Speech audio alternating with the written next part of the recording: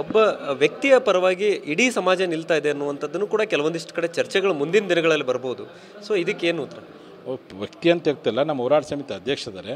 ನಮ್ಮ ಸಮಾಜದಲ್ಲಿ ಯಾರು ನಮ್ಮ ನಾಯಕರುಗಳು ಅವ್ರಿಗೇನಾದ್ರು ರಾಜಕೀಯವಾಗಿ ಇಂಥ ಅನ್ಯಾಯ ಆದಾಗ, ಪ್ರಾಮಾಣಿಕ ಹೋರಾಟ ಮಾಡಿದ ಯಾವುದೇ ನಮ್ಮ ಜನಾಂಗದ ರಾಜಕಾರಣಿಗೆ ಅನ್ಯಾಯವಾದಾಗ ನಾವು ಯಾವತ್ತೂ ಅವ್ರ ಪರ ನಿಂತೇವೆ. ಆ ಪ್ರಕಾರವಾಗಿ ಇವರು ನಿಮ್ಮ ಹೋರಾಟಕ್ಕೆ ಬೆಂಬಲ ನಿಂತಾರೆ, ಅದಕ್ಕೆ ಇವ್ರ ಪರ ಇಲ್ಲ ಹೊತ್ತು ನಮ್ಮ ಕರ್ತವ್ಯ ತಿಳ್ಕೊಂಡು ಹೋರಾಟ ಮಾಡ್ತೀವಿ. ಉಚ್ಚಾಟನೆ ವಾಪಸ್ ಪಡೆದಿದ್ದರೆ ಏಪ್ರಿಲ್ 13 ಬೆಳಗಾವಿಯಲ್ಲಿ ಪಂಚಮಸಾಲಿ ಸಮಾಜ ಮತ್ತು ಹಿಂದೂ ಕಾರ್ಯಕರ್ತರು ಸೇರಿಕೊಂಡು ದೊಡ್ಡ ಮಟ್ಟದ ಶಕ್ತಿ ಪ್ರದರ್ಶನಕ್ಕೆ ಆಗುತ್ತಾ? ಅದು ಖಂಡಿತ ದೊಡ್ಡ ಮಟ್ಟದ ಶಕ್ತಿ ಪ್ರದರ್ಶನ ಮಾಡಲಿಕ್ಕೆ ನಾವೆಲ್ಲ ಸೇರ್ಕೊಂಡು ಪ್ರಯತ್ನ ಮಾಡ್ತೀವಿ. ಆ ಬಗ್ಗೆ ಜಾಗೃತಿ ಉಂಟು ಮಾಡ್ತೀವಿ. ಆ ಒಂದು ಶಕ್ತಿ ಪ್ರದರ್ಶನದ ಮೂಲಕ ಯಾರೆಲ್ಲ ಲಿಂಗಾಯತ್ ನಾಯಕರು ಸ್ಟೇಟ್ನ ಅನ್ನುವಂಥದ್ದನ್ನು ಹೇಳ್ಕೊಂಡು ಓಡಾಡ್ತಾ ಇದ್ದಾರೆ, ಹೈಕಮಾಂಡ್ಗೆ ದಿಕ್ಕು ತಪ್ಪಿಸ್ತಾ ಇದ್ದಾರೆ, ಅವತ್ತು ಸಂದೇಶ ರವಾನೆ ಆಗುತ್ತೆ. ಖಂಡಿತ ಸಂದೇಶ ರವಾನೆ ಇವತ್ತು ಮಾಧ್ಯಮಗೋಷ್ಠಿ ನೋಡಿದ ಮೇಲೆ ಬಹುತೇಕ ಸಂದೇಶ ರವಾನೆ ಆಗಿದೆ ಅಂತ ಅಂದ್ಕೊಂಡಿದ್ದೀನಿ. ಈ ನಿಟ್ಟಲ್ಲಿ ಪುನರ್ ಪರಿಶೀಲನೆ ಮಾಡಿಕೊಂಡು ಉಚ್ಚಾಟನೆ ಆದೇಶವನ್ನು ವಾಪಸ್ ಪಡೆಯುವ ಪ್ರಯತ್ನವನ್ನು ಕೇಂದ್ರ ವರಿಷ್ಠರು ಮಾಡಬೇಕು.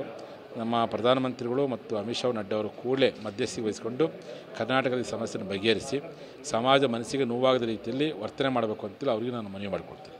ಮುಂದೆ ಅವತ್ತಿನ ಹೋರಾಟ ಹೇಗಿರುತ್ತೆ? ನಾನೀಗ ರೂಪರೇಷೆ ಸಿದ್ಧಪಡಿಸ್ತೇನೆ ಯಾವ ರೀತಿ ಮಾಡಬೇಕಂತೇಳಿ. ನಾಳೆ 1ನೇ ತಾರೀಕು ಮತ್ತೊಂದು ಸಭೆ ಕರಿತೀನಿ, ಕೂತ್ಕೊಂಡು ಚರ್ಚೆ ಮಾಡಿಕೊಂಡು ರಾಜ್ಯ ಮಟ್ಟದ ಪ್ರತಿಭಟನಾ ಸಮಾವೇಶವನ್ನು ಎಲ್ಲಿ ಮಾಡಬೇಕು, ಯಾವ ರೀತಿ ಮಾಡಬೇಕು ಅಂತ ಆ ಸ್ವರೂಪವನ್ನು ಕಂಡುಹಿಡಿಯೋ ಪ್ರಯತ್ನ ಮಾಡ್ತೀವಿ. ಎಲ್ಲಿ ಸಭೆ ಕರಿತೀರಿ?